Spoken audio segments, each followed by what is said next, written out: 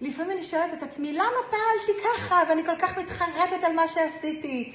ואני חושבת שאם אני אעזוב את התוצאה הזאת שאני לא מרוצה ממנה, ואת השיפוט העצמי הזה שלא מקדם אותי לשום מקום, ושנייה אני אנסה להתמקד פנימה, ואני אראה מה בעצם הוביל אותי לפעול דווקא כך, לרוב אני אבין שמה שהוביל אותי אלה הפחדים הפנימיים העמוקים ביותר, שפועלים בשקט בשקט ומנהלים אותי ואת הבחירות שלי.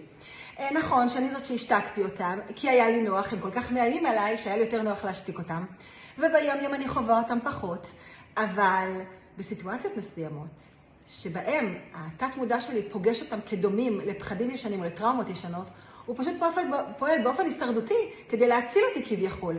ואז לרוב אני פועלת באופן לא הגיוני ולא מתאים ולא מרוצה מהתוצאות.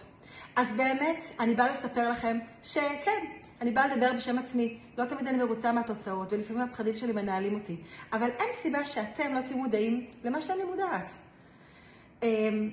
יש לנו את הבחירה, יש לנו את היכולת, קודם כל להבין שהבחירות שלנו וההחלטות שלנו מאוד מאוד מנוהלות מהפחדים העמוקים ביותר שהדחקנו והשתקנו. ויש לנו את היכולת ליצור שינוי בעצמנו, לבחור ממקום נקי, צלול ונטול פחדים, ופשוט צריך לעשות את העבודה.